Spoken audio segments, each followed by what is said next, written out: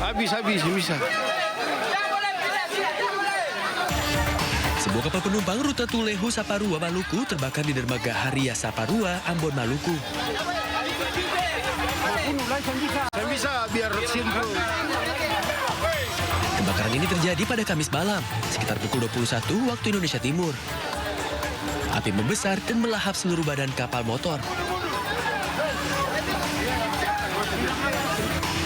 Warga di sekitar dermaga tidak bisa berbuat banyak karena tidak ada fasilitas pemadam kebakaran. Untuk mencegah penyebaran api, warga pun berusaha menjauhkan kapal dari dermaga.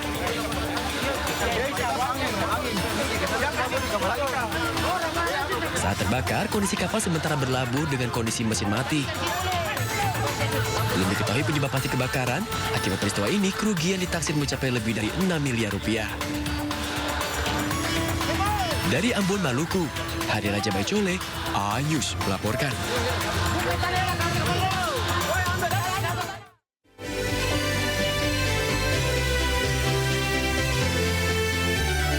Halo, selamat pagi pemirsa. Halo Ayu. Selamat pagi Kevin. Segar banget Kevin ya pagi hari ini. Harus segar ya. untuk mengawali pagi hari. Kamu gimana hari ini? Sehat, semangat? Sehat, semangat. Tadi berangkat ke kantor semangat banget nih Kevin nih. Karena hari macet ya sih pertama tadi? kebetulan. Belum sih ya. Belum Tadi sih ya. Kita berangkat jam berapa Kevin? Jam 5 Jam itu ya. 5. Masih lumayan sepi ya. Jadi Jalan. masih lowong, masih lancar jalanan ya. Oh iya, betul sekali Nah, Kevin. ini Ayu dan pemirsa ada informasi yang kita akan bahas nanti, terutama dari aktris Hollywood Anne Hathaway yang mendadak menjadi buah bibir netizen, bukan karena film barunya, melainkan karena satu kata yang ia ucapkan dalam sebuah sesi wawancara, yaitu Insya Allah. Iya, dan ini dunia maya memang mendadak gempar ya setelah Anne Hathaway ini tertangkap kamera mengucapkan Insya Allah saat berbincang dengan majalah People, Kevin. Nah, memang konteksnya sederhana ya, Ayu, di mana saat ditanya soal rahasia awet muda dan juga harapan masa depan, ini Anne menjawab bahwa ingin hidup sehat dan bahagia dan mengucapkan atau menyelipkan kata Insya Allah. Dan ini memang menarik ya, kalau kita dikaitkan dengan beberapa mega bintang gitu Yes. ya. Ini kan kalau kemarin ini viral, Anne Hathaway ngomong Insya Allah. Sebelumnya itu kalau di sepak bola kemarin tuh Cristiano Ronaldo Ya. itu juga tertangkap kamera mengucapkan Bismillah gitu. Wow, dan ini uniknya si Anne Hathaway ini yang meskipun dia menyelipkan kata Insya Allah, tapi diketahui latar belakang agamanya, ini mereka atau dirinya hidup atau besar di lingkungan Katolik Roma. Iya betul, artinya ini kan memang kerukunan umat beragama ini diharapkan bisa terus terjaga gitu ya Kevin ya di tengah perang seperti ini. Betul, makanya netizen ini banyak yang kepo nih Ayu, kira-kira seperti apa sih latar belakang dan juga bagaimana biografi dari Anne Hathaway ini. Iya, oke. Ya pemirsa, senang sekali saya Kevin Pakan dan rekan saya Raditya Ayu. Ini Anda menyaksikan Sindo Today, program yang menghadirkan informasi terhangat hari ini. Bersama saya Kevin Pakan, inilah Sindo Today, dan sebelum kita memulai seluruh rangkaian hari ini, redaksi kami telah menyiapkan 3 berita di antaranya.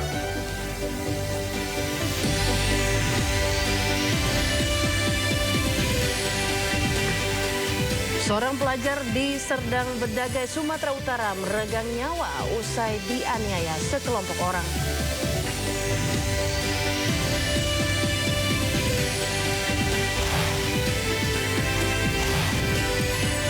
Di tengah gencatan senjata, Iran unjuk kekuatan memamerkan rudal supersonik Fateh 100.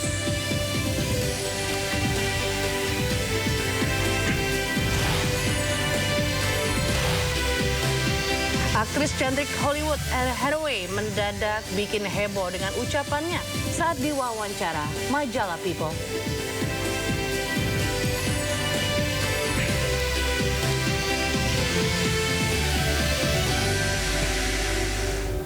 Kita awal informasi pertama, pemirsa, hujan deras membuat sejumlah ruas jalan raya dan permukiman warga di Wajo, Sulawesi Selatan terendam banjir. Sejumlah kendaraan pun terjebak banjir hingga mogok di tengah jalan dan membuat lalu lintas lumpuh.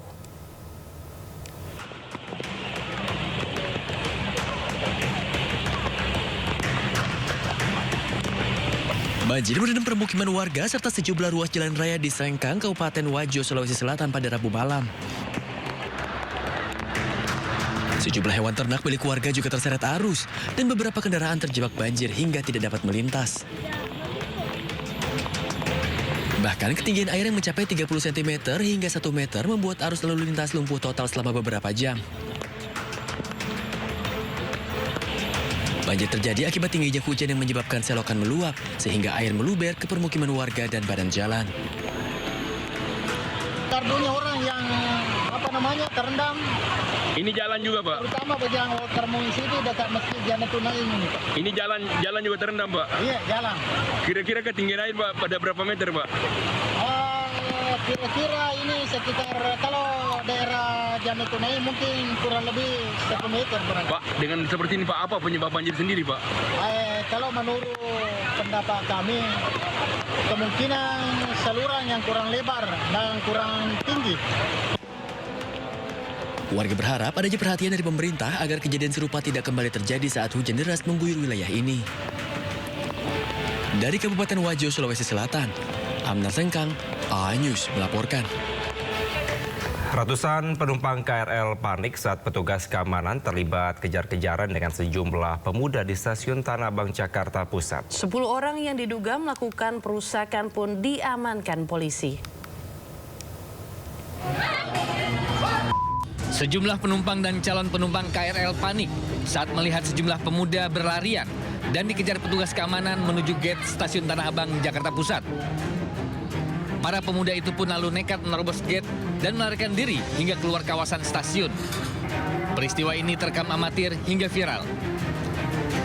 Pihak stasiun mengatakan keributan ini terjadi lantaran sekelompok pria tak dikenal nekat melakukan perusakan pintu pos Polsuska di lantai atas jembatan penghubung antara stasiun dengan pasar Tanah Abang. Kejadian ini terjadi pada Minggu 19 April lalu saat suasana cukup ramai hingga 10 orang diamankan lalu diserahkan ke polisi. Dari petugas kita, memang kita tidak tahu awal mulanya seperti apa, tapi tiba-tiba ada beberapa oknum yang melakukan pengerusakan di pos Polsuskanya di stasiun Tanah Abang. Sebetulnya awalnya ini kita juga masih telusuri ya. Sementara itu, pihak KAI Komuter masih menelusuri motif dibalik aksi perusakan ini. Karena saat para pelaku datang, langsung melakukan penyerangan tanpa diketahui penyebabnya. Dari Jakarta, Rani Sanjaya, A-News melaporkan. Pemirsa, aksi tawuran dua kelompok pemuda terjadi di Sulawesi Selatan. Mereka yang menyerang dengan menggunakan busur panah hingga petasan.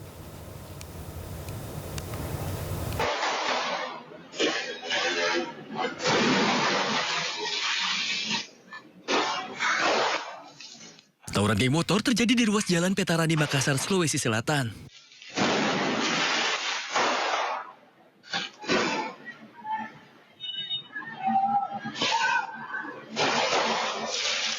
Dua kelompok pemuda ini melakukan aksi saling serang dengan menggunakan busur panah dan petasan.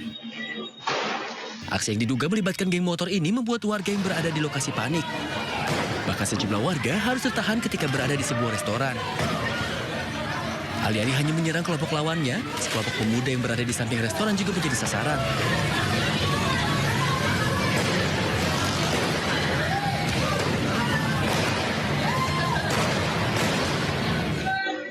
Hal ini dikarenakan mereka dianggap menguasai lahan parkir yang biasa mereka gunakan sebagai tempat mengkonsumsi miras.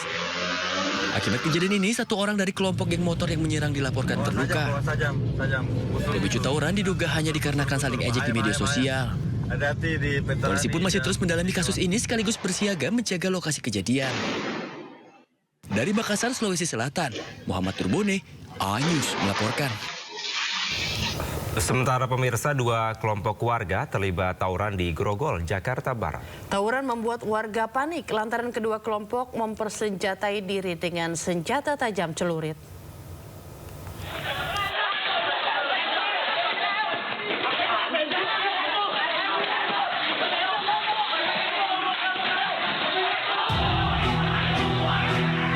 Dua kelompok warga terlibat tawuran di Jalan Jalambar Utama 4, Grogol Petamburan, Jakarta Barat. Kedua belah pihak mempersenjatai diri dengan celurit berukuran besar dan samurai. Bahkan mereka turut menggunakan batu dan botol hingga pecahan beling hingga mengganggu aktivitas warga. Menurut warga, tawuran antar kelompok warga kerap terjadi dan sangat meresahkan. Titik kumpul, saya nggak ngerti, mungkin dia di medsos apa-apalah. Kita juga jadi pengurus udah pusing sendiri ngurusinnya. Alhamdulillah waktu bulan puasa kita tongkrongin selama 1 bulan penuh, nggak ada tawuran, aman. Tapi setelah lepas kita itu lebaran, udah mulai lagi tuh, merdeka dia. Belum diketahui penyebab aksi tawuran ini. Warga berharap agar polisi melakukan patroli agar tawuran ini tak lagi terjadi. Dari Jakarta, Miftahul Gani, A-News melaporkan.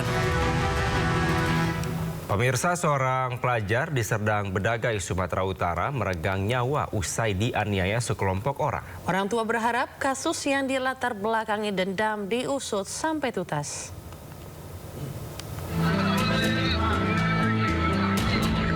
Pria yang dievakuasi oleh tim kepolisian Polres Tebing Tinggi adalah seorang remaja berusia 16 tahun, warga Kecamatan Sei Bamban, Kabupaten Serdang Bedagai, Sumatera Utara. Diduga remaja ini tewas usai dikeroyok sekelompok orang di Dusun 2 Desa Payamabar, Kecamatan Tebing Tinggi, Kabupaten Serdang Bedagai. Menurut ibu korban, anaknya minta izin mau ke pasar untuk main sama teman-temannya dan juga meminta uang jajan. Korban dievakuasi ke Rumah Sakit Bayangkara Tebing Tinggi. Korban alami luka serius di bagian kepala dan pihak rumah sakit setempat melakukan operasi. Namun nyawa korban sudah tidak tertolong dan meninggal dunia. Apa ibu kepada tersangka? Saya dihukum semati. Hukum mati dia sama saya. Bukan mati menjadi perbuatannya. Sesuai perbuatannya. Waktu kejadian anak ibu permisi kemana, Bu? Dia permisi katanya ke pasar. Terus? Pak, jadi dulu aku ke pasar. Yang minta dulu uang 10.000 katanya. Pak, sini 10.000. Itu aja. Terus ibu tahunya kapan kejadian? Jam 1 Pak. 1 malam. Kini kasusnya sudah ditangani Polres Tebing Tinggi dan sudah 6 orang terduga pelaku dimintai keterangan Polres Tebing Tinggi. Dari Kota Tebing Tinggi, Abdullah Sani Hasibuan, iNews melaporkan. Pemirsa, dunia pendidikan tercoreng karena kasus kekerasan yang melibatkan anak. Pelajar SD dan pelajar SMP terlibat duel gladiator di Cianjur, Jawa Barat. 11 pelajar yang terlibat dimintai keterangan oleh polisi.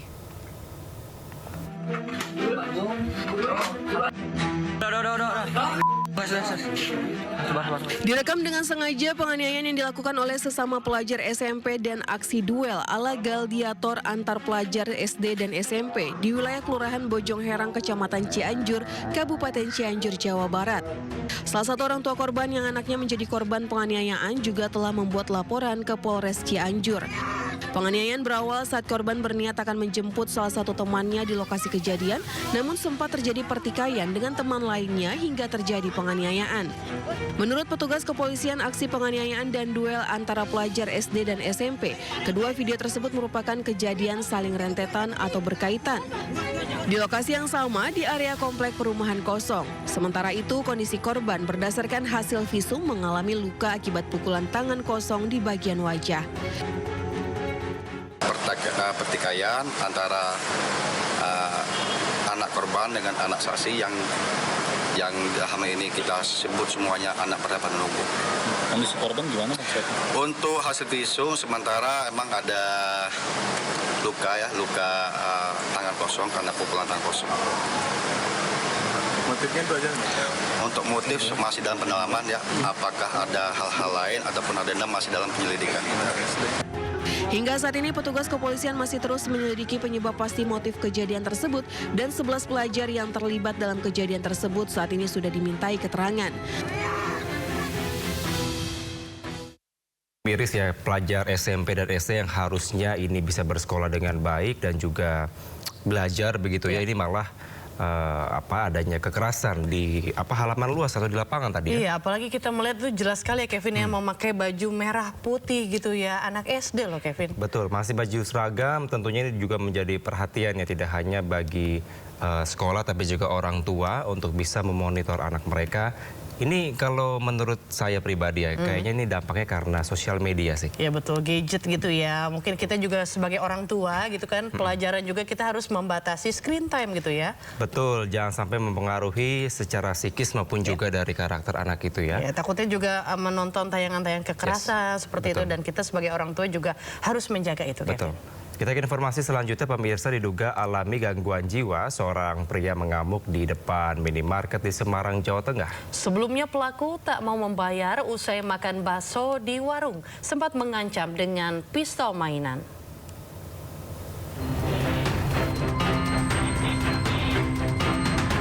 Warga di kawasan Jalan Watu Kajiraya, Gedawang, Banyumanik, Kota Semarang dibuat resah oleh ulah seorang pria yang kerap berbuat onar. Pria tersebut dilaporkan sempat makan di warung bakso tanpa membayar, lalu kabur dan kembali membuat keributan di sebuah minimarket dengan meminta pistol mainan serta melontarkan dugaan ancaman. Bermula di warung bakso, pria ini memesan 2 porsi bakso, 1 dimakan di tempat dan 1 dibungkus. Setelah selesai dimakan, pelaku langsung meninggalkan warung tanpa mau membayar. Pegawai warung bakso mengejar pria tersebut yang diketahui sudah mengamuk di sebuah minimarket. Kasir minimarket pun nyaris mendapat pukulan dari pelaku yang diduga mengalami gangguan jiwa. Pelaku marah-marah dan berteriak mengaku mengenal orang penting sambil mengacungkan pistol mainan dan senter yang diambil dari minimarket tersebut. Selain tidak ingin membayar barang yang diambilnya, dirinya juga mengancam akan meledakkan minimarket jika permintaannya tidak segera dipenuhi. Tak lama berselang, polisi bersama relawan datang ke lokasi dan menangkap pria tersebut. Pistol mainan yang tembak-tembakan itu sama senter. Terus habis itu bapaknya duduk di kursi dekat kasiran. Waktu saya tanyain ada keperluan apa, bapaknya cuman jelasin kalau bapaknya tuh kenalannya Pas Pampres, bawahannya wali kota, sama itu kenal Ahmad di seluruh Indonesia, kenal sama bapaknya. Sudah dimintai keterangan, saya diminta ke Polsek tadi, terus dikasih informasi ternyata bapaknya memang ada gangguan kejiwaan. Pria berusia 49 tahun ini merupakan warga Tegal Sari, Candi Sari, Kota Semarang, dan saat ini telah diantarkan ke pihak keluarga.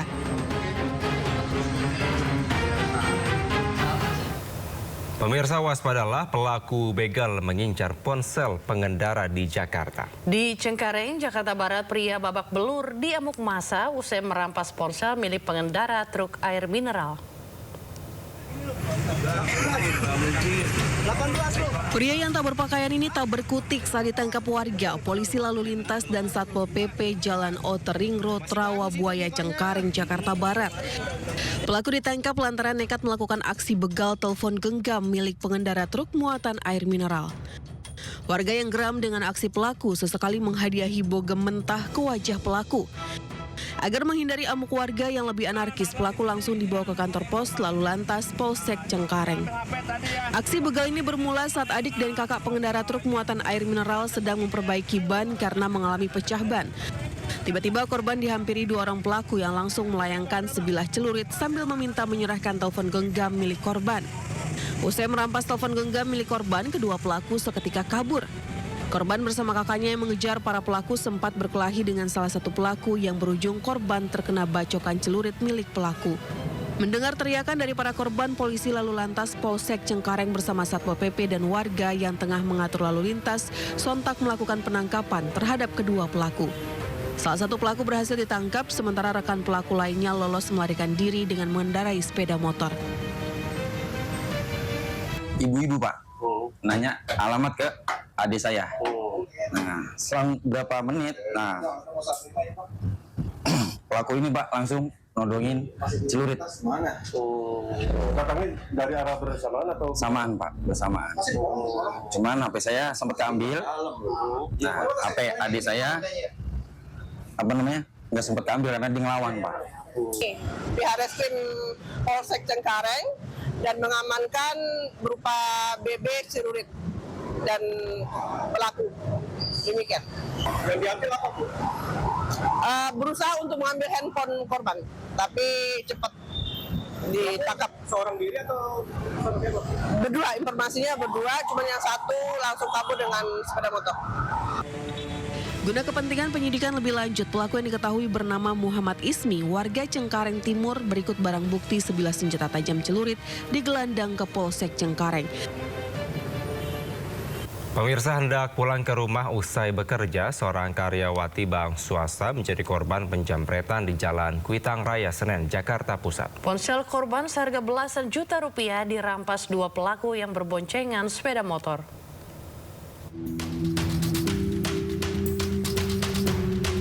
Wanita muda yang bekerja di sebuah bank swasta ini terpaksa mendatangi Polsek Senen, Jakarta Pusat. Ia lapor polisi setelah telepon genggam seharga belasan juta rupiah miliknya raib dirampas jambret. Usai membuat laporan, polisi langsung membawa korban ke lokasi kejadian di Jalan Kuitang Raya. Polisi mencari petunjuk, baik saksi yang melihat ataupun rekaman CCTV. Aksi penjambretan terjadi saat korban hendak pulang ke rumah di kawasan Grogol. Saat berjalan kaki menuju halte Transjakarta, korban dipepet pengendara motor yang kemudian menjambret ponsel di tangannya. Nah, pada saat itu langsung dirampas itu HP-nya. Nah, pas dirampas itu aku sedikit nge-freeze sih. Nge-freeze itu shock kan. Iya, tapi langsung teriak. Aku nge-freeze bentar aja, langsung teriak kayak HP aku diambil. Tapi nggak ada yang nolongin. Karena memang di situ kan ada pohon jadi agak gelap sih. Ada lampu, tapi karena ada pohon jadi kayak kelihatan gelap di jalan. Iya, Pak. Tak hanya harus kehilangan barang berharga, korban juga kehilangan data penting di dalam ponsel. Ia pun berharap polisi bisa segera meringkus kedua pelaku agar ponsel miliknya bisa kembali. Dari Jakarta, Rani Sanjaya Anyus melaporkan. Pemirsa, dua pelaku penjambretan ponsel milik warga negara asing berhasil diringkus polisi. Keduanya berhasil dibekuk di kediaman masing-masing di wilayah Koja, Jakarta Utara.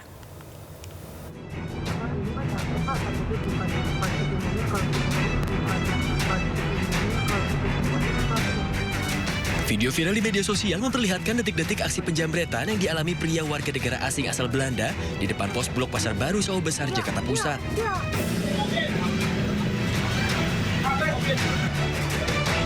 Setelah aksi kejahatannya viral, dua pelaku penjambretan akhirnya berhasil diringkus petugas Reskrim Polres Metro Jakarta Pusat.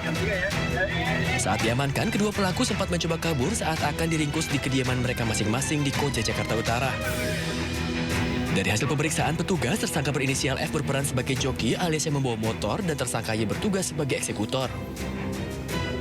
Kita mengamankan dua orang atas nama Y dan F. Memang kita indikasikan tidak hanya ini korbannya, sehingga proses hukumnya tetap kami lanjutkan walaupun handphone daripada tulis ini sudah kita kembalikan. Namun tersangka tetap kita pastikan dan kita pastikan proses hukumnya akan tetap berlanjut dan mendapat hukuman yang sesuai dengan aturan dan undang-undang. Dari pengakuan kedua tersangka itu sudah berapa kali mereka beraksi di mana ya?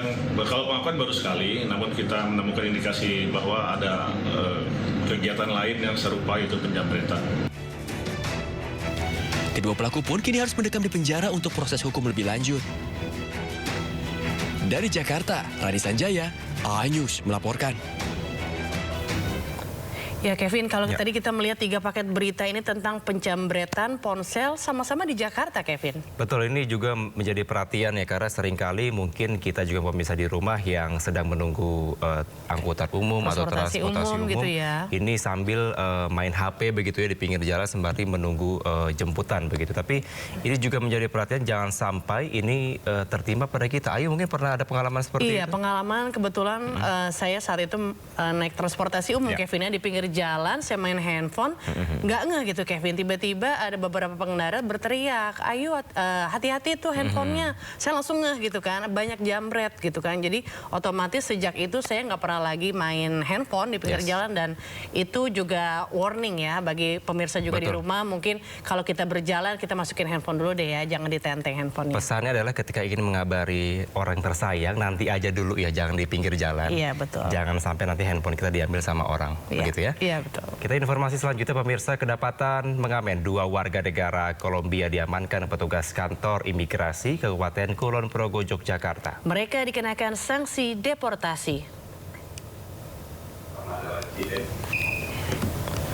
Sepasang kekasih warga negara Kolombia ditangkap petugas kantor imigrasi kelas 2 TPI Kulon Progo, Yogyakarta.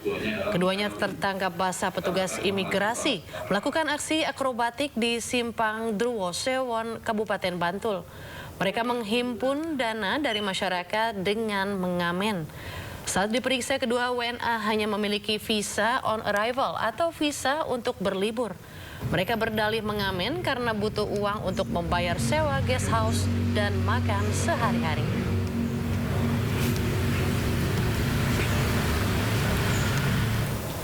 Pemirsa, bayi berusia 7 bulan terkunci di dalam mobil di Surabaya, Jawa Timur. Bayi berhasil diselamatkan petugas damkar. Dengan alat khusus, petugas damkar berupaya menyelamatkan bayi berusia 7 bulan yang terjebak di dalam mobil di Jalan Gubernur Suryo. Celah di kaca dibuka perlahan untuk menjangkau tombol pembuka kaca mobil. Proses evakuasi berlangsung cepat, bayi berhasil diselamatkan. Sebelumnya korban ditinggalkan ibunya di mobil untuk mengirim barang ke koperasi bank. Di luar dugaan, saat keluar mobil, mobil terkunci otomatis dan bayi terjebak di dalam mobil.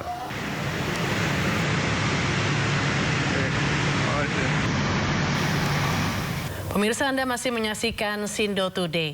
Di saat Amerika Serikat umumkan perpanjangan gencatan senjata, Iran malah pamerkan rudal yang dimilikinya di jalanan Teheran. Pameran rudal raksasa Iran seolah menjadi pesan visual untuk Amerika dan Israel akan kelengkapan alutsista yang masih dimiliki Iran.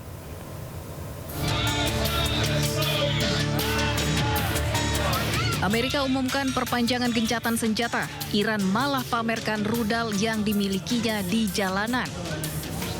Warga Iran pun meramaikan jalanan untuk melihat rudal-rudal balistik militer Iran yang dipamerkan di pusat kota Teheran. Rudal yang dipamerkan diantaranya rudal balistik Gad Al-Khorramshahr 4 yang merupakan rudal unggulan militer Iran. Pameran rudal raksasa Iran ditunjukkan bersamaan saat aksi unjuk rasa warga pro-pemerintah Iran digelar. Massa pun meneriakkan slogan anti-Israel dan Amerika Serikat, serta memberikan penghormatan kepada Komandan Dirgantara Korps Garda Revolusi Iran, yaitu Majid Musavi. Tindakan militer Iran ini seakan menjadi pesan visual bagi lawan akan kelengkapan alutsista yang masih dimiliki Iran dan penegasan bahwa Iran tak takut hadapi serangan Israel dan Amerika Serikat berikutnya.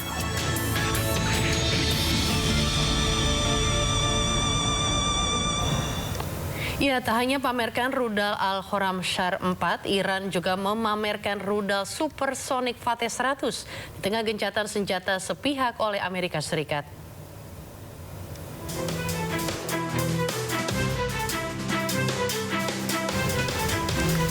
Pemirsa, warga Iran meramaikan jalanan untuk melihat rudal-rudal balistik militer Iran yang dipamerkan di pusat kota Teheran, Iran. Saat Trump umumkan gencatan senjata sepihak, justru Iran meminta tidak perpanjang gencatan senjata. Selain itu, Iran pamerkan rudal supersonik Fateh 100 yang dikembangkan oleh Iran sejak akhir 1990-an dan beroperasi sejak 2002. Fateh 100 mampu melesat dengan kecepatan tinggi mencapai 3 kali kecepatan suara. Daya ledak rudal supersonik Fateh 100 mampu membawa hulu ledak konvensional seberat 500 kg.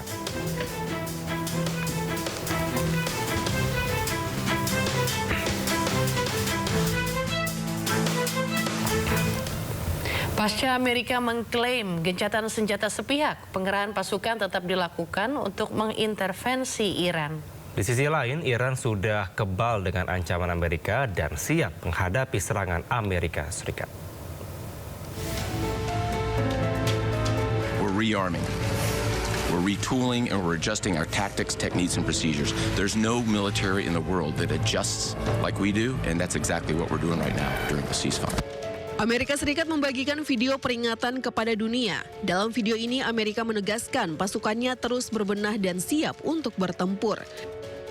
Pasukan darat, laut, dan udara akan dikerahkan bila Iran terus menolak untuk perjanjian damai. Amerika tetap bersiap selama gencatan senjata dengan Iran berlangsung. Saat ini pasukan militer Iran Amerika bersiaga di sekitar Selat Hormuz dan negara-negara sekutu di Timur Tengah. Seakan kebal dengan ancaman Amerika, Iran tetap waspada. Di hadapan rakyatnya, Iran konvoi senjata canggih yang akan digunakan mempertahankan tanah airnya. Kesiapan Iran menandakan bahwa eskalasi serangan masih tinggi antara Amerika dan Iran, meskipun gencatan senjata diperpanjang sepihak oleh Amerika Serikat. Komando Pusat Amerika Serikat atau CENTCOM merilis video kesiapan siaga pasukan Amerika Serikat pada saat gencatan senjata sepihak dengan Iran.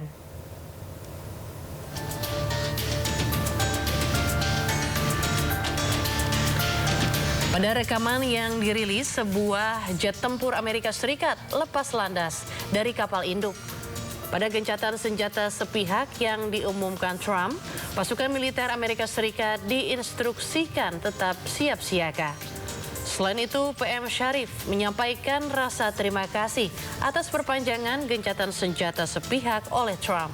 Sementara Iran dilaporkan tidak meminta presiden untuk memperpanjang gencatan senjata.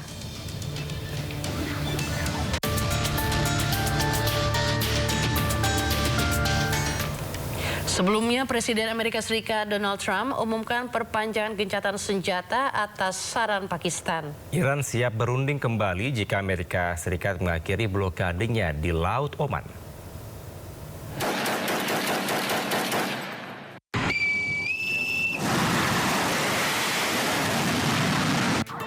Negosiasi damai kedua AS-Iran yang sebelumnya direncanakan akhir pekan lalu hanya dihadiri delegasi AS.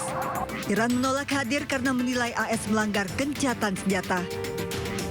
Namun Presiden Amerika Serikat Donald Trump tiba-tiba secara sepihak umumkan gencatan senjata dengan Iran. Keputusan diambil setelah adanya permintaan dari Pakistan yang berperan sebagai mediator perdamaian. Namun Trump menyatakan tetap memblokade Selat Hormuz dan masa gencatan senjata diperpanjang hingga Iran setuju dengan kesepakatan damai. Perdana Menteri Pakistan Shehbaz Sharif berterima kasih kepada Presiden Donald Trump yang putuskan perpanjang gencatan senjata dengan Iran. Sharif berharap Amerika dan Iran melanjutkan gencatan senjata dan mematuhi kesepakatan hingga mencapai konklusi kesepakatan perdamaian yang komprehensif selama putaran kedua yang dijadwalkan di Islamabad, di mana Pakistan bertindak sebagai mediator gencatan senjata AS dengan Iran. Perdana Menteri Pakistan Shehbaz Sharif bertemu dengan Duta Besar Iran Reza Amiri Moghadam di Islamabad.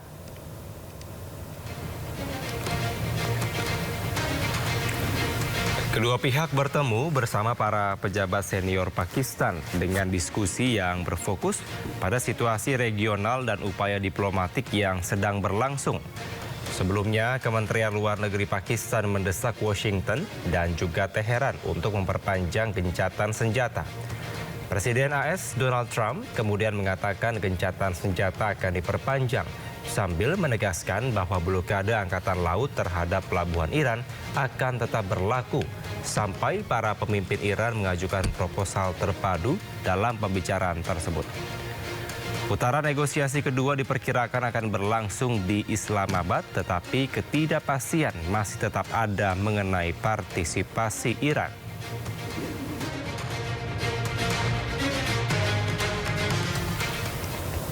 Sementara itu, Duta Besar Iran di PBB tegaskan negosiasi kedua pihak bisa terjadi jika Amerika Serikat akhiri blokade angkatan lautnya di Laut Oman. Dan juga pemirsa menekankan bahwa Washington harus lebih dulu menghentikan pelanggaran gencatan senjata. United States, it is violation of the ceasefire, and we told them that they should block this blockade. We have received some sign that they are ready to block it, and as soon as they broke this blockade, I think that the next round of the negotiation will take place in Islamabad. And to them, we have not initiated the military aggression. They initiated the war against us, and we are ready. If they want to sit on table and discuss and find a political solution, they will find us ready. If they want to go to the war, in this case also Iran is ready. It was one of the conditions that we put that the ceasefire should be entire the region, even including the Lebanon also. Pemirsa, China sambut baik keputusan Amerika Serikat memperpanjang gencatan senjata sampai batas waktu yang belum ditentukan. Ya, China tegaskan siap berperan aktif menjaga perdamaian di Timur Tengah. 于是处于战和转换的关键阶段，当务之急仍是全力避免战端重启。中方支持相关方继续坚持通过政治外交途径化解争端，实现全面持久停火止战，维护好中东和海湾地区和平稳定。中方愿根据习近平主席4点主张精神，同国际社会一道为此发挥积极建设性作用。中方已经多次表明了我们的立场，我们愿再次重申，作为负责任大国，中国一贯模范履行应尽的国际义务。 Sebuah video parodi berteknologi AI atau kecerdasan buatan viral di media sosial. Ya, video tersebut menyindir jalannya perundingan antara Amerika Serikat dan Iran.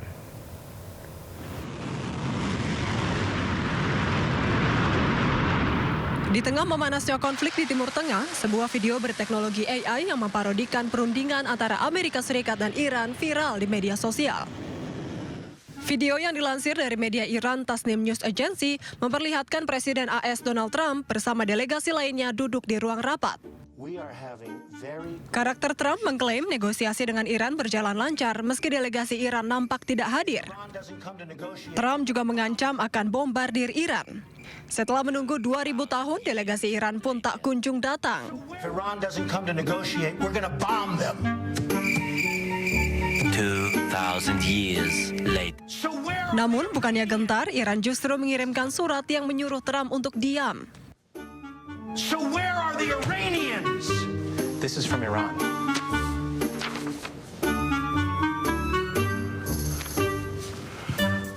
Ia pun nampak tertegun dan malu, kemudian mengklaim akan memperpanjang gencatan senjata atas permintaan Pakistan.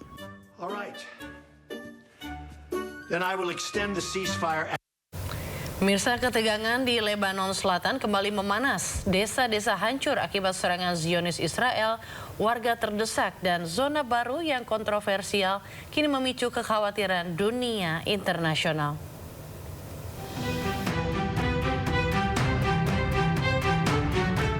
Rekaman terbaru memperlihatkan kehancuran di desa Beit Leaf, Lebanon Selatan. Rumah-rumah rata dengan tanah menyisakan puing-puing dan jejak kehancuran yang luas. Di tengah situasi ini, konvoi pasukan sementara Perserikatan Bangsa-Bangsa di Lebanon terlihat melintas di kota tetangga Yeter, menandakan meningkatnya perhatian internasional terhadap kondisi di lapangan. Sementara itu, Israel menetapkan apa yang disebut sebagai garis kuning, sekitar 10 km dari perbatasan yang diklaim sebagai langkah pencegahan terhadap serangan Hizbullah. Wilayah tersebut kini dinyatakan sebagai zona terlarang, dengan rencana pembentukan zona keamanan yang akan mencakup sekitar 10% wilayah Lebanon. Langkah ini memicu kekhawatiran baru, mempertegas potensi eskalasi konflik di kawasan yang telah lama dilanda ketegangan.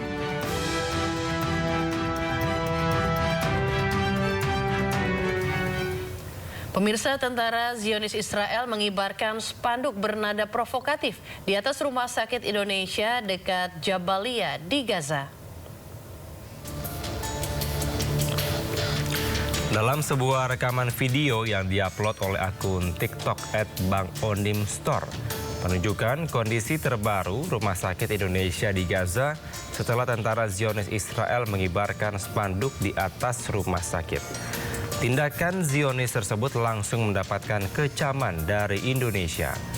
Kementerian Luar Negeri RI melalui laman X mengutuk keras dan memprotes pemasangan spanduk Singa Bangkit yang melanggar hukum humaniter internasional. Kementerian Luar Negeri juga menegaskan rumah sakit dan fasilitas medis harus dihormati dan dilindungi. Kemlu juga meminta Israel untuk menghentikan tindakan tersebut.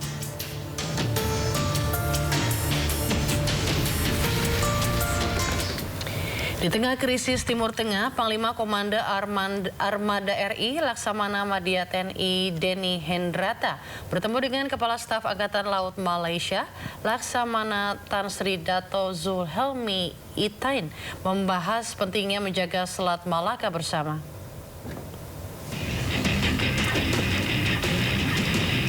Dalam pembukaan acara Defense Service Asia dan National Security Asia 2026 di Malaysia, Pangko Armada menegaskan pentingnya kesamaan persepsi dan penegakan aturan bersama guna mencegah ancaman dari pihak luar, termasuk kapal asing yang berpotensi mengganggu navigasi dan stabilitas kawasan.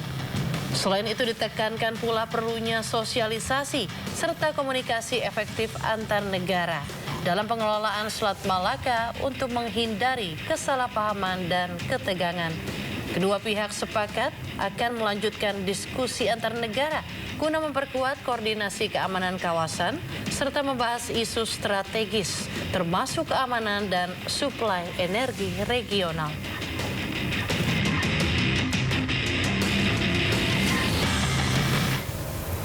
Isu keamanan di Selat Malaka mencuat menyusul kabar melintasnya kapal perang Amerika Serikat USS Miguel Kate di Selat Malaka. Ditambah lagi pemirsa, pernyataan petinggi pemerintahan Iran yang mengingatkan negara-negara lain termasuk ASEAN agar pihak luar negeri tidak bisa mengatur keamanan wilayah kedaulatan mereka. Terkait melintasnya kapal perang Amerika di Selat Malaka, Kepala Dinas Penerangan TNI Angkatan Laut atau Kadis Penal, Laksamana Pertama Tunggul dalam keterangan yang menyatakan aktivitas pelayaran tersebut merupakan hak yang diatur dalam hukum internasional, yakni hak lintas transit atau transit passage. Selat Malaka sendiri merupakan jalur yang digunakan untuk pelayaran internasional sehingga kapal termasuk kapal perang memiliki hak lintas transit. Ketentuan tersebut diatur dalam Konvensi PBB tentang Hukum Laut atau UNCLOS.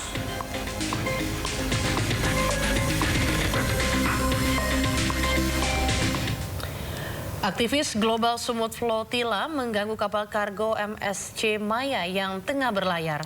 Kapal ini mereka yakini membawa material untuk senjata Israel. Dikutip dari Al Jazeera, gangguan terhadap kapal kargo MSC Maya dilakukan para aktivis di Laut Mediterania Senin 20 April. Lebih dari 20 perahu yang membawa aktivis Global Smooth Flotilla menyebar di sekitar kapal kargo. Aktivis Global Smooth Flotilla meyakini kapal MSC Maya membawa material senjata untuk Israel dengan tujuan ke pelabuhan Ashdod dan Haifa. Of the Mediterranean Sea with the Global Smooth Flotilla, and we are aiming to directly target and disrupt the machine of genocide. This ship right here, the MSC Maya, is carrying essential supplies going directly to Ashdod port in Israel, making it possible for them to continue to ethnically cleanse and eradicate an entire population. We call on you to rise up and target points in your community or country. Ports, factories, or anything that is making the machine of genocide continue. Mahasiswi Florida International University ditangkap polisi hanya karena membuat lelucon di chat grup WhatsApp. Ya, mahasiswa itu berkelakar meminta Netanyahu mengebom acara mahasiswa di kampus. Gabriela Saldana, mahasiswi dari Florida International University, ditangkap akibat mengirim pesan di grup obrolan WhatsApp dengan 215 mahasiswa dan mahasiswi ketika membahas acara di Ocean Bank Convocation Center FIU. Saldana menulis pesan Netanyahu, "Jika Anda mendengar saya, jatuhkan beberapa bonbon untuk kami mahasiswa di Capstone di Ocean Bank Convocation Center." Bonbon merupakan permen dalam bahasa Prancis, namun pesan Saldana itu merujuk pada tren di media sosial, di mana Perdana Menteri Israel Benjamin Netanyahu. Dalam penyidikan, Saldana mengaku hanya bercanda dan tidak ada maksud jahat dalam chat tersebut. Namun pihak kepolisian meresponnya sebagai ancaman yang sangat serius berdasar hukum Florida.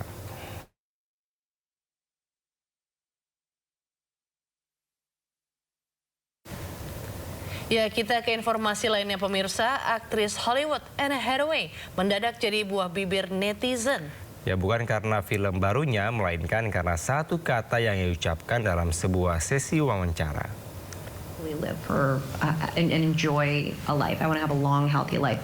Dunia maya mendadak gempar setelah aktris cantik Anne Hathaway tertangkap kamera mengucapkan insya Allah saat berbincang dengan majalah People. Konteksnya sederhana. Saat ditanya soal rahasia awet muda dan harapan masa depan, Anne menjawab hanya ingin hidup sehat dan bahagia. Di sela jawabannya, Anne menyelipkan kata insya Allah. Meski belum ada konfirmasi resmi, namun Anne Hathaway dikenal cukup dekat dengan Islam. Anne diketahui aktif mendukung perjuangan rakyat Palestina. I can't fear aging and hopefully live for and enjoy a life. I want to have a long, healthy life. Inshallah, I hope so. Inshallah, I hope so. I just really want to hopefully live for and enjoy a life. I want to have a long, healthy life. Inshallah, I hope so. Inshallah, I hope so.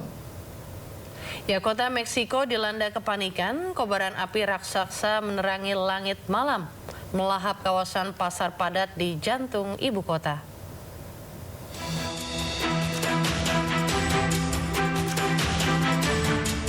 Api berkobar hebat menghancurkan deretan kios di dekat salah satu pasar tersibuk di kota Meksiko. Rekaman dramatis menunjukkan langit malam berubah merah menyala, sementara asap tebal membumbung tinggi memicu kepanikan warga sekitar. Aparat kepolisian segera mengevakuasi area dan menutup akses jalan, memberi ruang bagi petugas pemadam kebakaran dan tim darurat yang berjibaku memadamkan api.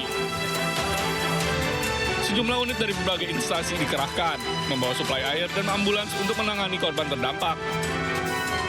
Kebakaran terutama melanda toko-toko perlengkapan pesta yang lazim ditemukan di kawasan pasar tersebut. Bueno, en realidad no sabemos, nada más empezó se escuchó tronidos y empezó a quemarse, pero salió de control muy rápido. Y ya corrimos con extintores, con agua, pero ya no se pudo hacer nada. Ya era muy fuerte la lumbre, entonces ya no se pudo hacer nada. Meski api berkobar dahsyat, otoritas memastikan tidak ada korban luka serius. Hanya beberapa warga dilaporkan mengalami gangguan pernapasan akibat asap. Sementara itu, penyelidikan awal mengarah pada dugaan bahwa api berasal dari lapak pinggir jalan yang menyimpan kembang api.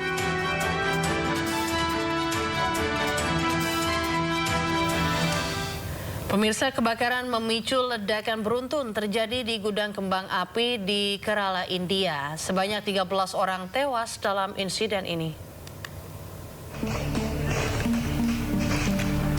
Api dengan cepat membesar dan menyebabkan kepanikan. 13 orang dilaporkan tewas, sementara puluhan lainnya luka-luka. Otoritas setempat masih menyelidiki penyebab pasti kebakaran tersebut. Dugaan adanya pelanggaran prosedur keselamatan juga diselidiki.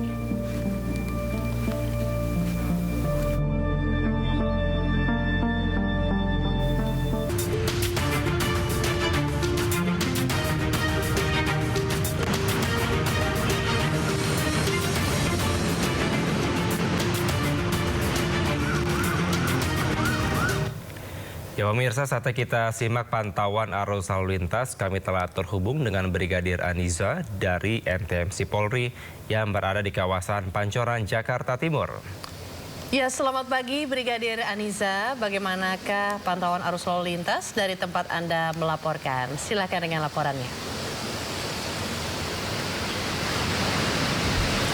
Ya, baik, terima kasih rekan di studio, juga selamat pagi. Saat ini saya melaporkan langsung kondisi arus lalu lintas yakni di kawasan Simpang Pancoran, Jakarta Selatan. Tepat di belakang saya bisa kita saksikan bersama situasi arus lalu lintas pada pagi hari ini.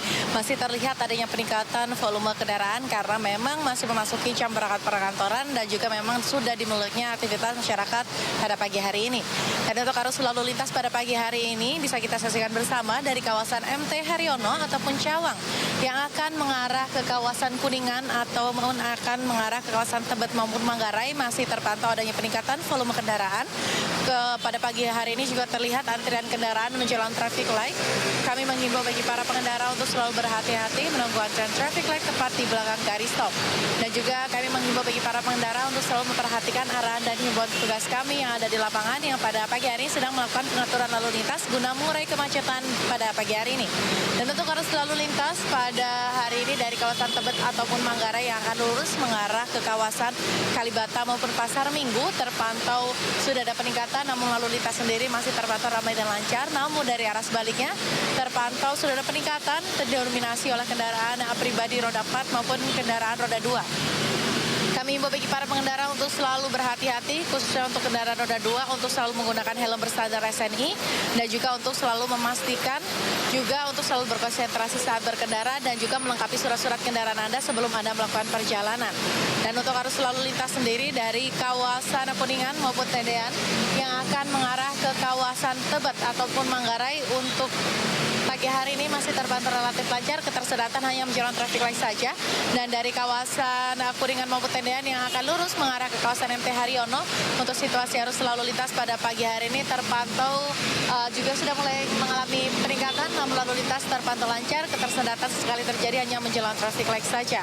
Kami himbau bagi para pengendara untuk selalu berhati-hati dan juga memperhatikan arahan, serta untuk selalu mencocokkan juga, mengingat di kawasan ini merupakan kawasan ganjil genap. Kami menghimbau untuk selalu mencocokkan tanggal yang berlaku dengan plat nomor kendaraan Anda. Dan juga untuk bagi para pengendara roda 4 juga untuk selalu menggunakan sabuk keselamatan, guna keamanan dan juga keselamatan. Dan juga untuk tidak menggunakan jalur busway sebagai jalur Anda karena dapat membahayakan diri Anda pribadi maupun pengguna jalan lainnya.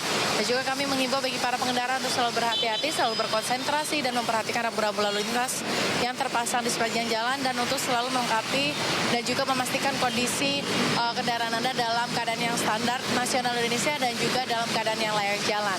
Dan juga kami informasikan juga berdasarkan dari data RSMS Korlantas Polri, angka kecelakaan lalu lintas di seluruh Indonesia dalam kurun waktu 1 kali 24 jam terjadi sebanyak 252 kasus laka lantas dengan rincian 28 meninggal dunia, 41 luka berat dan juga 330 luka ringan. Dari data tersebut 55% terjadi dikarenakan kecerobohan pengemudi. Kami menghimbau untuk selalu tertib berlalu lintas, berkonsentrasi saat berkendara dan juga memperhatikan rambu-rambu serta arahan dan himbauan petugas kami yang ada di lapangan. Dan bagi Anda yang ingin mengupdate bagaimana kondisi arus lalu lintas terkini, kami siap melayani Anda di nomor 1500669. Itulah informasi pada pagi hari ini dan salam presisi. Silakan kembali ke rekan studio. Ya, terima kasih Brigadir Aniza atas laporannya dari kawasan Simpang Pancoran, Jakarta Selatan. Selamat bertugas kembali dan salam presisi.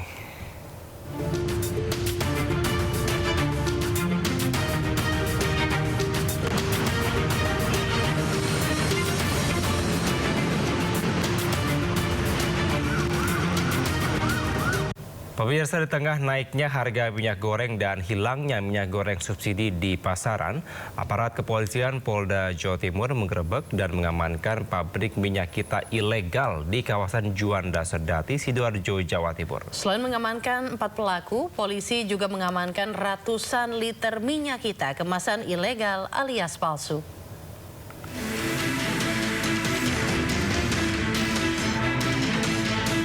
Tim Direktorat Reskrimsus Polda Jatim gerebek pabrik produksi minyak goreng merek Minyak Kita ilegal di sebuah komplek pergudangan di kawasan Jalan Bypass Juanda Sedati, Sidoarjo. Di dalam gudang yang tertutup itu, polisi mendapati produksi minyak kita ilegal alias palsu yang dikelola PT Sinar Agung Abadi. Ratusan liter minyak kita ilegal dalam bentuk kemasan plastik dan jerigen berhasil disita petugas. Berikut sejumlah alat produksi dan penyulingan minyak dan sebuah truk tangki yang berada di dalam gudang produksi. 4 orang yang merupakan pemilik, pengelola, dan pengawas produksi minyak kita ilegal ditangkap untuk diperiksa di Direktorat Reskrimsus Polda Jatim. Dari hasil pemeriksaan polisi, produksi mereka ilegal karena pelaku mengemas ulang minyak goreng curah dan diedarkan di bawah perusahaan yang tak memiliki izin resmi. Jadi modusnya mereka ini membeli minyak curah, ya, minyak curah dari beberapa lokasi, di mana asal usulnya jelas. Jadi ada yang beli dari PT Smart dan ada yang beli dari HAP.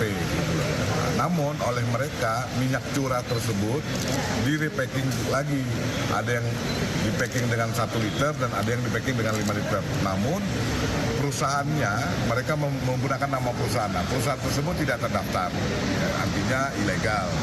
Kemudian di dalam packing kemasan 1 liter itu mereka juga mencantumkan POM, balai POM, hasil POM. Nah, itu juga tidak terdaftar. Demikian juga tulisan SNI-nya tidak ada. Begitu. Nah, ternyata isinya pun mereka kurangi. Pabrik ilegal mereka sudah beroperasi sejak Desember 2025 lalu dan diedarkan di kawasan Tarakan, Jember, dan Trenggalek. Untuk kepentingan pemeriksaan lebih lanjut, saat ini polisi menutup lokasi produksi minyak kita ilegal. Pemirsa, kenaikan harga LPG non-subsidi ukuran 12 kg bebani pelaku usaha kuliner. Biaya operasional meningkat di tengah upaya menjaga harga agar tetap terjangkau.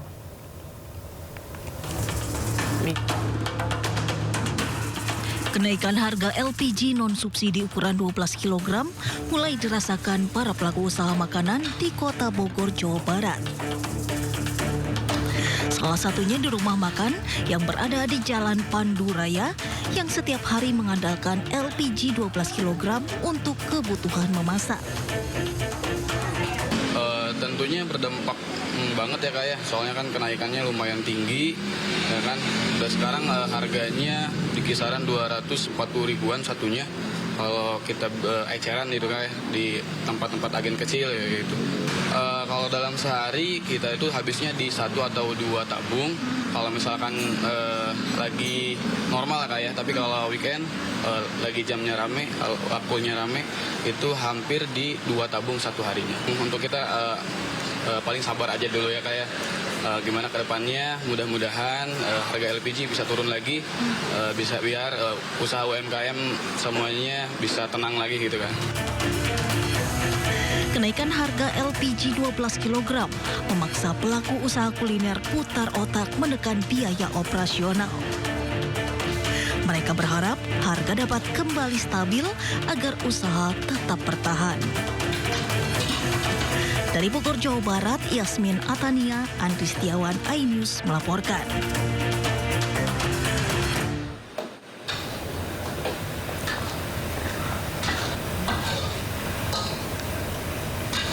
Kenaikan harga LPG non-subsidi ukuran 12 kg juga dikeluhkan pelaku usaha makanan.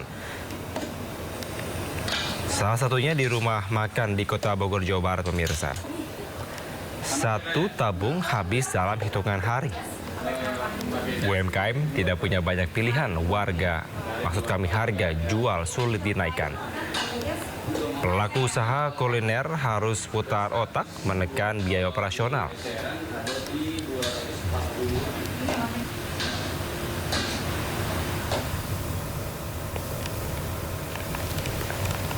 Kita ke informasi selanjutnya, pemirsa.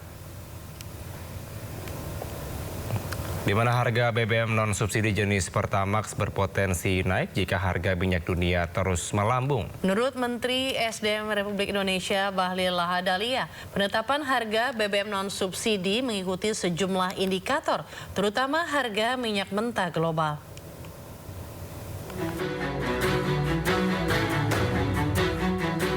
Menteri Energi dan Sumber Daya Mineral RI Bahlil Lahadalia membuka peluang penyesuaian harga bahan bakar minyak non-subsidi tahap kedua setelah Pertamax Turbo, Dex Light, dan Pertamina Dex resmi naik mulai Sabtu 18 April 2026.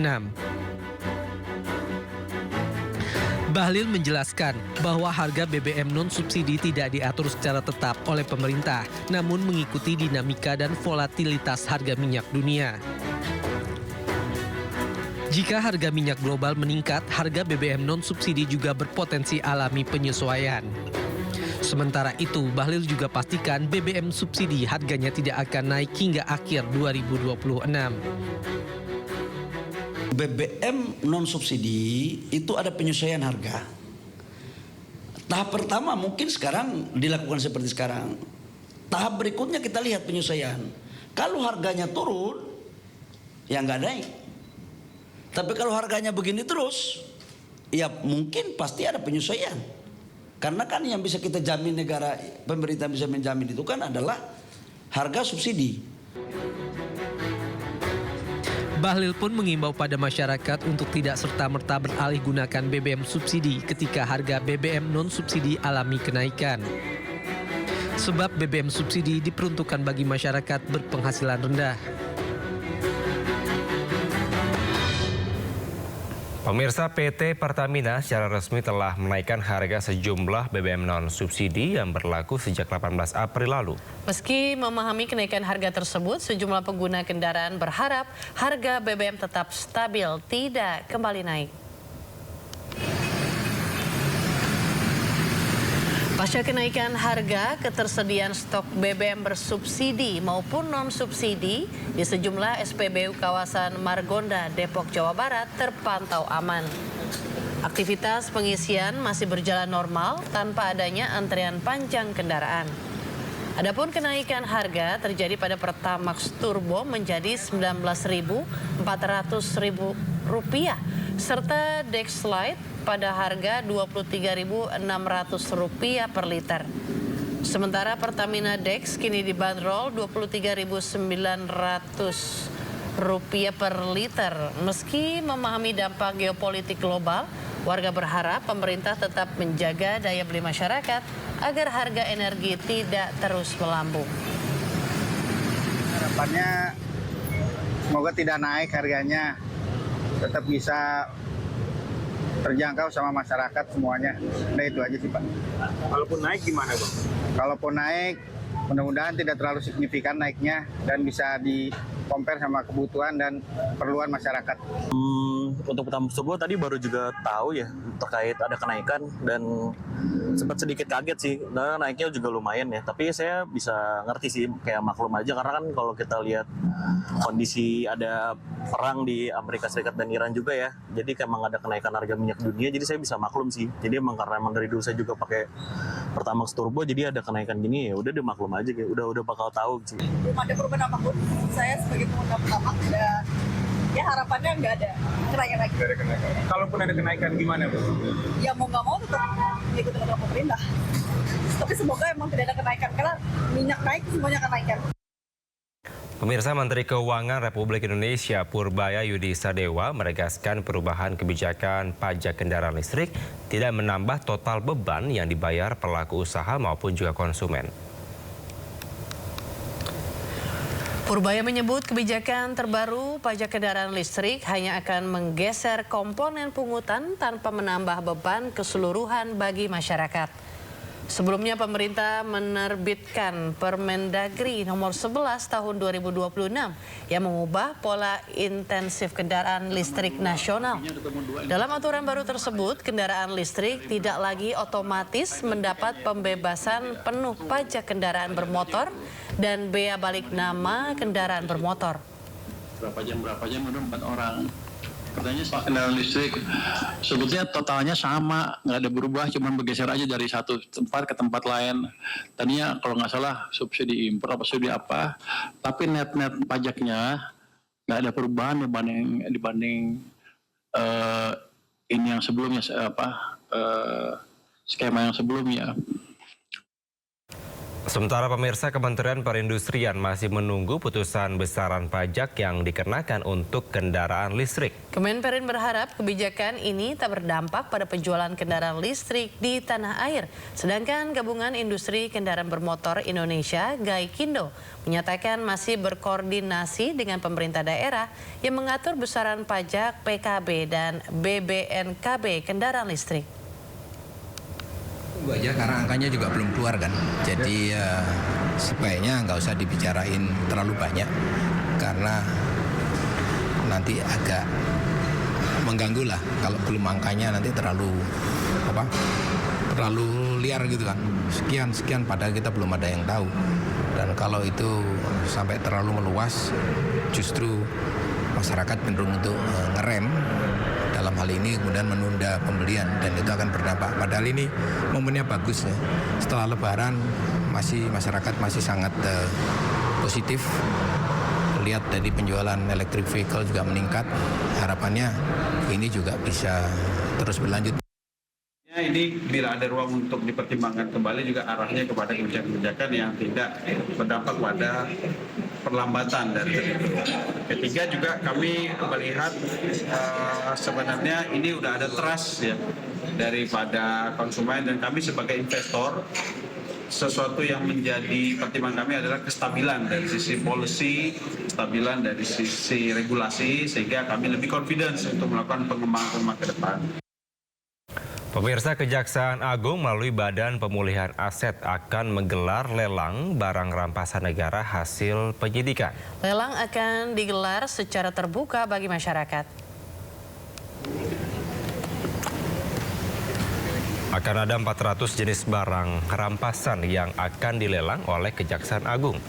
Mulai dari mobil sport mewah, sepeda motor, tas mewah, hingga perhiasan.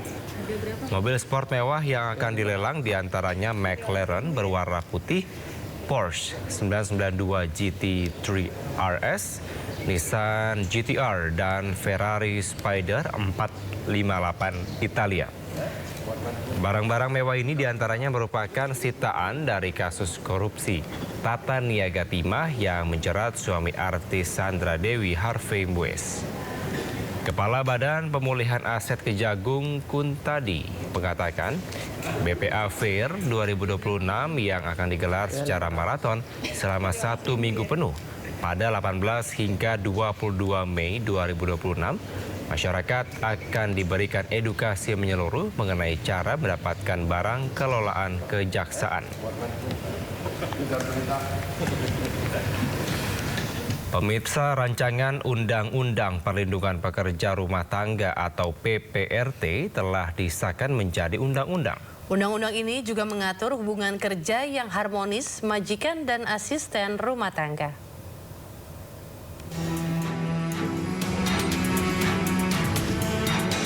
Pemerintah bersama dengan DPR RI menyepakati rancangan Undang-Undang Perlindungan Pekerja Rumah Tangga atau PPRT menjadi undang-undang. Keputusan ini mengakhiri penantian panjang 22 tahun dalam menghadirkan kepastian payung hukum perlindungan dan jaminan sosial bagi pekerja rumah tangga. Pengesahan ini diambil dalam rapat paripurna DPR ke-17 yang dipimpin Ketua DPR RI Puan Maharani. Oleh karena itu, tujuan dari rancangan undang-undang ini adalah untuk menyelesaikan berbagai permasalahan, antara lain mulai dari upah yang tidak wajar atau dibayar tidak sebagaimana mestinya, jam kerja di luar batas kewajaran, hingga pelecehan ataupun kekerasan baik secara fisik, psikis, seksual ataupun penelantaran rumah tangga. Pimpinan dan anggota Badan Legislasi yang saya hormati, dalam rangka memberikan perlindungan bagi pekerja rumah tangga, RUU PPRT mengatur sejumlah materi muatan antara lain: 1. Perekrutan dan lingkup pekerjaan kerumah tanggaan. Kedua, hubungan kerja antara pekerja rumah tangga dan pemberi kerja, yakni berdasarkan kesepakatan atau perjanjian kerja. Setelah bersama-sama kita mendengarkan pendapat, pandangan fraksi-fraksi dan pemerintah, selanjutnya kami meminta persetujuan rapat apakah hasil pembahasan rancangan undang-undang tentang perlindungan pekerja rumah tangga dapat diproses lebih lanjut sesuai peraturan perundang-undangan apabila disetujui. Setuju?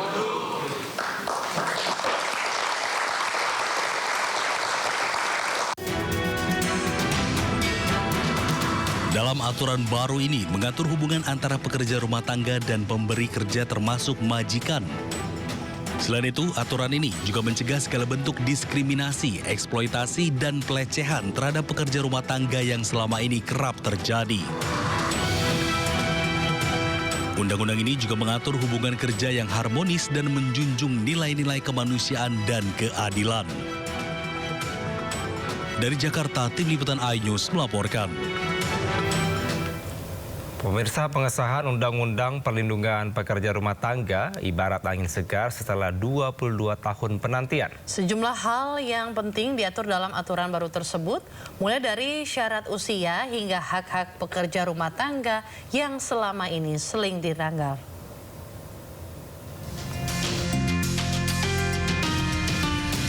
Undang-Undang Perlindungan Pekerja Rumah Tangga mengatur sejumlah hal penting, terutama hak pekerja rumah tangga.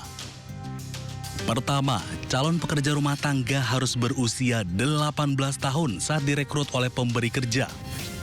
Ketentuan ini jadi salah satu dari 2 syarat, yaitu memiliki KTP dan surat keterangan sehat. Kedua, perekrutan PRT bisa dilakukan secara langsung ataupun tidak langsung. Pasal 7 menyebut PRT berhak menerima perjanjian kerjasama penempatan dengan perusahaan seperti pemberi kerja atau agensi. Pekerja rumah tangga juga berhak mendapatkan sejumlah hak. Di antaranya, hak menjalankan ibadah, bekerja dengan waktu yang manusiawi, mendapat upah, hak cuti, hingga waktu istirahat. PRT juga mendapatkan tunjangan hari raya, jaminan sosial kesehatan, dan ketenagakerjaan. Pekerja rumah tangga juga berhak mendapat pembekalan berupa pelatihan vokasi untuk meningkatkan kompetensi kerja. Perusahaan pemberi kerja atau agensi dilarang memotong upah pekerja rumah tangga. Agensi juga dilarang memungut biaya dalam bentuk apapun dan dilarang menahan dokumen milik pekerja rumah tangga. Sanksi tegas disiapkan mulai dari peringatan hingga pencabutan izin usaha. Undang-undang juga mengatur tentang skema penyelesaian perselisihan, di mana tiap perselisihan harus diselesaikan secara musyawarah dan mufakat.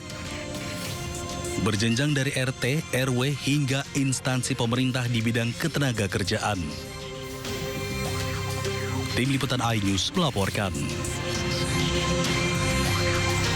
Pemirsa, operasi basmi ikan sapu-sapu dengan menguburkan ikan yang masih hidup menuai kritikan dari Majelis Ulama Indonesia. Metode tersebut dinilai tidak sejalan dengan prinsip ajaran Islam dan etika hewan. Pemerintah Provinsi DKI Jakarta melakukan operasi basmi ikan sapu-sapu karena dinilai merusak ekosistem sungai di Jakarta. Proses penangkapan dilakukan puluhan orang dan ikan diduga dikubur dalam kondisi hidup. Dalam sehari 6,98 ton ikan sapu-sapu ditangkap dari 5 wilayah Jakarta. Ikan ini tidak layak untuk dikonsumsi karena hidup di perairan yang sudah tercemar.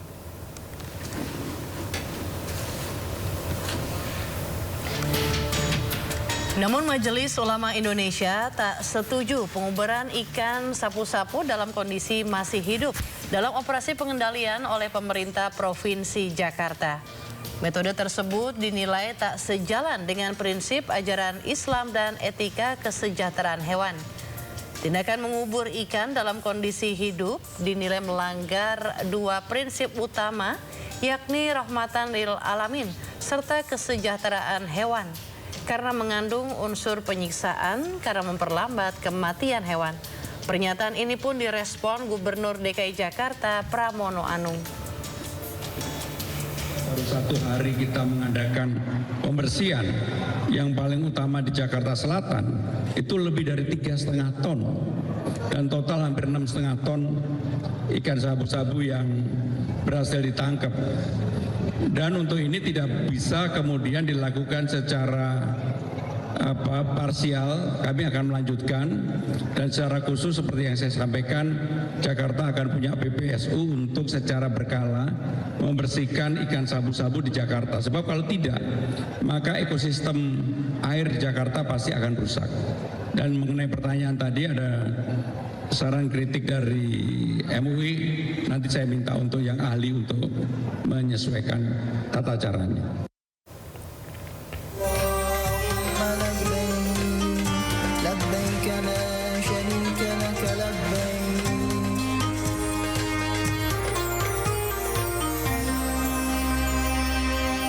Ya, hasil menabung belasan tahun dari jualan somai, penantian ke Tanah Suci pun tiba. Ya, seorang ibu di Bandung, Jawa Barat akhirnya akan berangkat bersama anaknya yang menggantikan suaminya yang telah meninggal dunia.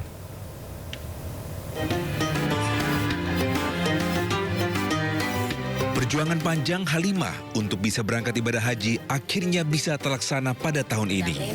Seorang ibu berusia 48 tahun ini telah menunggu hampir 13 tahun untuk bisa ke Tanah Suci. Berkat kerja kerasnya bersama suami berjualan siomay, pundi-pundi rupiah dapat terkumpul.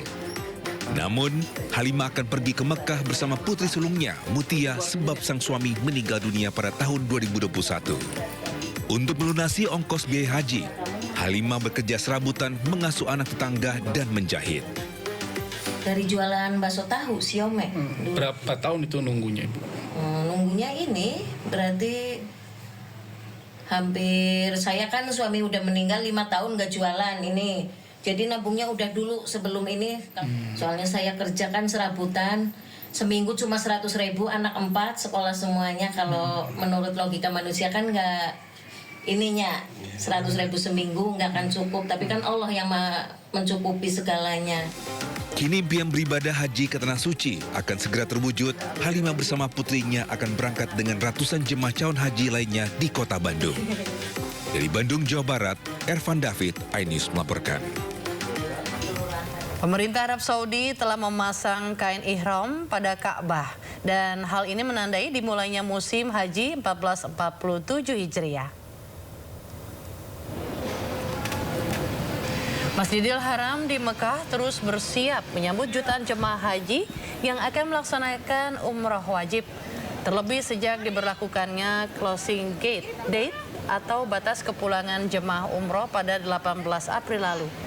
Sebagai tanda dimulainya musim haji, bagian bawah kiswah diangkat setinggi 3 meter. Tujuannya untuk melindungi kain dari kerusakan atau tarikan oleh jemaah yang berdesakan. Secara simbolis, kain putih sering diartikan ihram Ka'bah yang menandakan Baitullah ikut berihram bersama jemaah.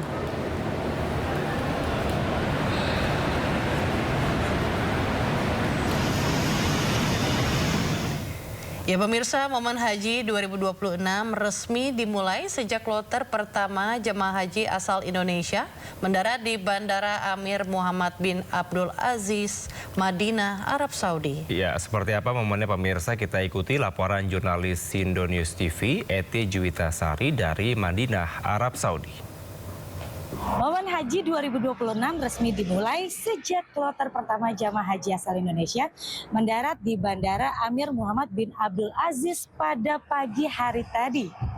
Tadi kloter pertama yang tiba berasal dari embarkasi Yogyakarta atau YIA pada pukul 6.35 waktu Arab Saudi. Selanjutnya dilanjutkan dengan embarkasi Jakarta atau JKG yang berkesempatan menggunakan fast track perdana dalam momen haji 2026 ini. Berdasarkan data di website satuhaji.go.id, sebanyak 5.997 jamaah dari 15 kloter akan tiba di Bandara Amma Madinah, Arab Saudi pada hari pertama ini. Dalam penjambutan kedatangan jamaah haji, tadi juga disaksikan langsung oleh Dubes LBBP RI untuk Arab Saudi, yaitu Abdul Aziz Ahmad. Dan beliau menyatakan bersyukur karena Arab Saudi menambah kuota untuk fast track sebanyak 18%. Artinya jalur fast track ini dinikmati lebih banyak jemaah haji di Indonesia, dan beliau berharap jalur fast track ini nantinya bisa dirasakan oleh seluruh jemaah haji Indonesia. Selanjutnya saya ingin mengimbau pada para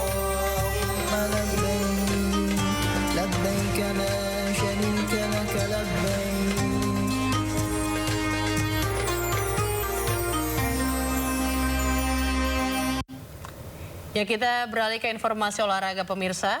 Pimpinan Dewa United U20 membatalkan rencana memproses hukum kasus tendangan kungfu pemain Bayangkara FC U20 di Elite Pro Academy atau APA Super League U20 2025-2026. Mediasi kedua klub berlangsung di Dewa United Arena, Pagedangan, Kabupaten Tangerang, Banten. Fadli Alberto yang terlibat dalam kejadian viral itu meminta maaf kepada Raka Nurholis selaku korban. Fadli mengakui tindakannya tidak suportif dan murni dipicu emosi di tengah tensi pertandingan yang memanas. Direktur Akademi Bayangkara FC, Agus Rumekso Carroll, yang turut hadir, juga menyampaikan permintaan maaf. Meski damai secara kekeluargaan, kedua klub sepakat menyerahkan kelanjutan kasus tersebut kepada PSSI dan I-League. Insiden tendangan kungfu terjadi saat kedua kubu bertemu pada laga EPA Super League U20 di Stadion Citarum akhir pekan lalu.